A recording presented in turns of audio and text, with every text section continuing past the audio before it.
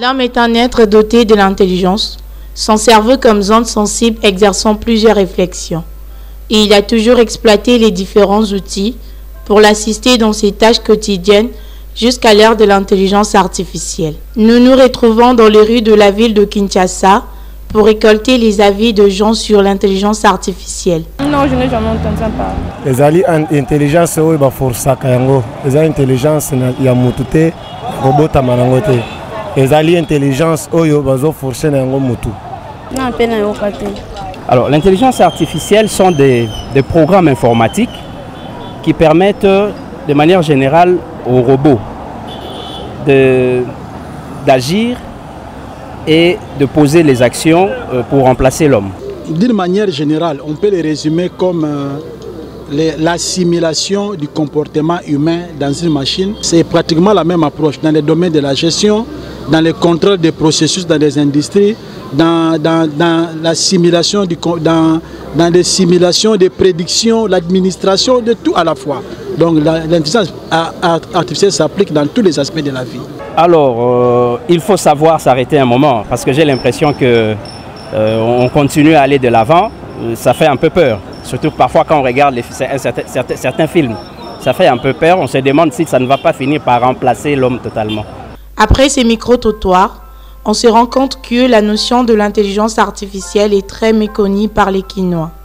Nous retenons de l'IA un ensemble de théories et techniques développant des programmes informatiques complexes capables de simuler certains traits de l'intelligence humaine. Ces micro-trottoirs étaient profitables à un jeune commerçant d'avoir des explications sur l'IA et entre en contact avec un étudiant de l'Université libre de Kinshasa, ULK en sigle, qui par l'assistance de son enseignant de lui concevoir un logiciel appelé GIS, Gestion intelligente de stock, qui regorge les fonctionnalités suivantes. La gestion de la quantité d'alerte de chaque produit se trouvant dans n'importe quel magasin. Dans cette partie, le logiciel est capable de lire et d'analyser la quantité d'un produit, puis proposer le transfert de ce produit en stock dans l'une des extensions qui souffrent en pénurie.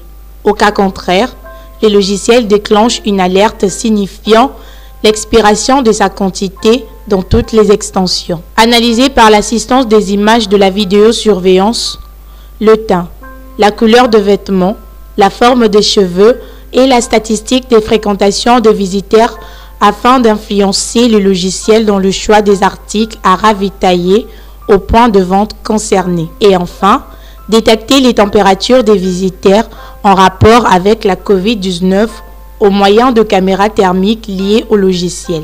Eu égard de ce qui précède, nous voyons la pertinence de l'IA à côté de l'homme. Ainsi, une interview nous est accordée par un professionnel à la matière. Écoutez, aujourd'hui tout le monde parle de l'intelligence artificielle, en sigle qu'on appelle l'IA. Nous pouvons le prendre, si je peux dire, comme quatrième ou cinquième révolution mondiale. Nous devons savoir qu'on ne peut pas aujourd'hui s'en passer de l'intelligence artificielle. Donc l'homme doit, comme on dit, collaborer ou être ensemble avec l'intelligence artificielle. Ça va plus diminuer des tâches lourdes qu'un être humain était en train de faire. Je donne un exemple sur la robotique, parce que la plus grande partie de la robotique est à l'intelligence artificielle. Je peux donner un exemple concret. Nous prenons, on est dans la ville de Kinshasa, on voit la circulation routière, comment ça se passe. Prenons maintenant un agent de roulage qui est là devant toute la journée en train de faire le même mouvement, de faire soulever les bras, de faire abaisser, de tourner. Vous voyez tout ce qui est comme ces gestes en répétition.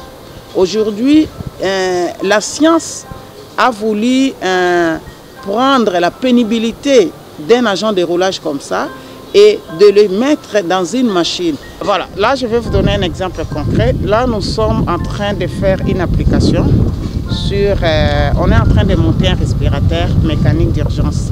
Et ces respirateurs-là, ça c'est la partie intelligence que nous devons mettre dans l'ordinateur pour avoir une application réelle. Et cette application maintenant, c'est ça, donc les données que nous allons mettre ici. Et ça va nous donner avec Arduino l'application que maintenant le médecin doit commencer à travailler avec ça sur le respirateur.